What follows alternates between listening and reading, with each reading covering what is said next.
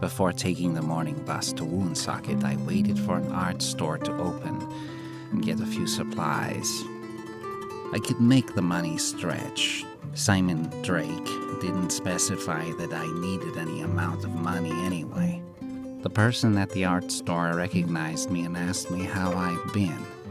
They did know me, funnily not from the art store. They were just a waifish teenager when I frequented a certain open mic on occasion long ago, and now they were middle-aged with dark circles under their eyes, their youthful optimism barely visible under layers of lacquered time. I could see in their expression that they couldn't quite place what they knew me from, which was something that would happen to me often. I did not build deep relationships in my time in Boston, but occasionally someone would run into me when I looked either younger or older than I did before. I could see their eyes examining my face, confused. Perhaps I was the son of the person they knew, or perhaps I was the father or an uncle. There was no method to my madness. Once upon a time, I would think about making myself age gradually so as not to arouse suspicion that an eternally young person had been living rent-free in an attic apartment for almost a century. But after a while, I realized that people are too much inside their own heads to really notice what is going on. This is a rule of career criminals, which I suppose I am not far from, although all I did is befriend a nice landlord and give them a few pieces of my art when I could no longer afford rent. Every few months I would drop something new at their door, covertly. We'd never had more than a few conversations. He had health problems. I think it could not go out for very long, which was ironic because he lived alone. Also, the loft apartment was not a luxurious apartment, but it suited me fine. It did not need gas or heat. It had running water and a small kitchen that I mostly kept my paints in. What did I do with the art that I left there? Well, funnily, I had very little left that I did not give to the landlord. I am not attached to my art. Sometimes I think if a piece is very good, I am afraid a piece of magic lays dormant and will come alive when I am sleeping. This has never happened, except that one time, of course, but still I am wary. I try not to paint something that could have ill intent anyway. I let Bunny look out the window because the bus hardly had anyone in it. Its gaze was not the gaze of a bunny, more of a cat or a dolphin even, too smart, too calculating. No offense to bunnies, because I love them. There was a sudden pelting rain as we walked up to my building in Woonsocket. A few people on the street scattered inside and out of sight. I moved the damp, chalky plank and climbed inside, and we made our way up the forlorn stairs silently without breathing, sensing whether we were alone or if I was just going to fall into a trap. It would not have made much sense ambushing me now. My floor was empty, and I sighed with relief as I put my backpack down. I dusted off my mattress and unpacked a fresh pair of sheets I'd found miraculously in a street corner a while back and dressed it. Bunny leapt out of my pocket before I could even notice. It zipped around and finally flopped on the fresh-sheeted mattress dramatically. We stared at each other for a good long while. "What are you doing, Bunny?" I said. "You look like you're trying to read my mind." The bunny smized. I took out another sandwich I'd bought at the bus station, then laid out the vegetables, and the bunny ate hungrily. Perhaps I should not have spent so much on art supplies. I was not hungry, but I chewed slowly on a slice of marbled rye bread and packed the rest away in a bag. I stopped and looked at the swirl on the bread, and it made me think of Van Gogh, or Van Gogh as it was pronounced in his country, and before I knew it I was getting my paints and cleaning a piece of wall in preparation. Bunny watched me work for a bit, but ultimately laid down to sleep in a little ball in the corner of the mattress. I lit some candles and worked late into the night. I unpacked the rest of the sandwich and ate it quickly. The only time the brushes left my hand, I worked ambidextrously, the left for definition, the right for fill. The piece started to dance and appear and give me a high that I hadn't felt in a long time. But instead of worrying about it, I let myself surrender. feeling what the puzzle piece had done to me, trusting that maybe I was okay this time. Maybe it would be different. I kept working deep into the night until the sun was rising and my eyes were getting a little blurry, but then instead of pushing through, I had the instinct to look back at the bunny. It was very adorable, sleeping like it did. I cleaned off my hands and went to sit by it. I did not want to pet its fur lest I wake it, but as I brought my hand by it, I could detect the faintest trace of the white flames scintillating between my fingers and its frame like magnetic stardust or Van Gogh's Starry Night. I marveled at it for a second, but instantly it made me very sleepy, and so that is the last thing I remember. When I awoke, the bunny was on my chest sniffing at my nose. It was raining still. Bunny hopped off me, went to look at the wall, at my art, which was spotlit by the late morning light coming through one of the graffitoed window. I rubbed my eyes and looked at my work and tried to see, did it make sense? If it captured something real, something that could not be denied, as my benefactor once had said. Make it undeniable, they used to say, though I am not sure I knew at the time what that meant. Now I had an inkling. Well, we better make it down to Newport, I said to the bunny, who looked at me worried like I'd said an obscenity, but that was probably just it thinking some complex thought and expressing it through a very tiny, cute bunny face. We wouldn't have a lot of time. Luckily, our changeover in Providence was there and leaving just as we arrived. I brought my backpack empty in case Bunny wanted to use it, but it still insisted on my pouch. The day was warmer, but I could feel the air cooling as we made our way down south.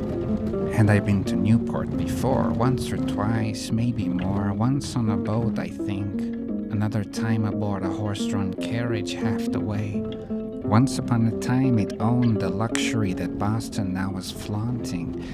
It was coastal mansions and garden parties, celebrities and luminaries, and all the sort I tended to stay away from, probably out of fear that I would be compared to the mortal artists who had surpassed me. Now I think it was still coastal mansions, but they were largely abandoned. Tourist traps, overpriced like some kind of second-rate Versailles. We had quite a walk and not a lot of time, although I suspected Drake was looking forward to seeing me more than I him. When was the last time I'd heard of a new vampire? 50, 60 years ago maybe, and only by theory. There was another vampire, maybe a few 100 years old, one of Gree's men. What was his name? Gree's friends' names escape me, but it will come. Anyway, after Agatha and everything, he went to Australia, apparently. I put all this together because I saw a picture of him spitting image next to a young woman, and on either side they held surfboards. An article about a surf competition. The piece said they were husband and wife. And almost imperceptible to someone who didn't know what to look for, I saw in her smile she had fangs. This became a popular photo to some people, apparently, and I even found some fantasy and horror magazines back in the day who talked about the surfer vampires of Adelaide, of surfer bodies washing to shore with puncture wounds on their necks. Skeptics said it was a shark or maybe from hitting the reef, but after seeing that picture, I knew. There are vampires who believe in feeding the urge and those who see no need. It's long been disproven to secure our immortality, that I know, but many still believe our magic is fed by it. But that too has been disproven, though you wouldn't be able to convince those who believe otherwise. Agatha was agnostic about it, tending to believe it wasn't necessary, but of course she rarely lacked in enemies. One mark in favor of it being a constitutional force. There were points and counterpoints. Leon or Balkis had rarely fed and did fine. In any case, you would not be surprised to know that I could take or leave my magic, but I won't bore you with my intricacies once more. We reached the top of the hill and took a right where the mansion signs told us. Finally, we reached the elms, and I looked in for a moment, but there was no sign for anything. We kept walking until I reached a small mailbox in front of a half-open gate. Down a path was a large estate, a bit forlorn looking. I looked closer on the mailbox, and underneath its flap was a business card, simply with a small umbrella in black and white and AAI in a small font. I looked down and noticed the bunny was snoring again, its flames non-existent. I turned towards a patch of grass and gave her a poke. She snapped awake and clambered out, landing onto the grass. "Stay here," I said. "I will be fine. In any case, you will find me if I'm lost. Isn't that right?" I took off my hoodie and shoved it between two bushes. I regretted not buying some more food, but Bunny was already starting to inspect the grass.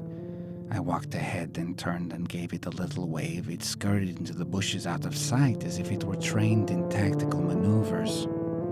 It was a large abode, not unlike a mansion in the Greek Revival style, large columns of marble and faded green paint. It did not seem like it had been re-inhabited long. I collected the cash I had left that I'd shoved in my backpack, $65 or $70. Hopefully that would be fine. I looked up to see a camera above me. Its red eye was like a sinister vampire bunny. I found the buzzer and pressed it.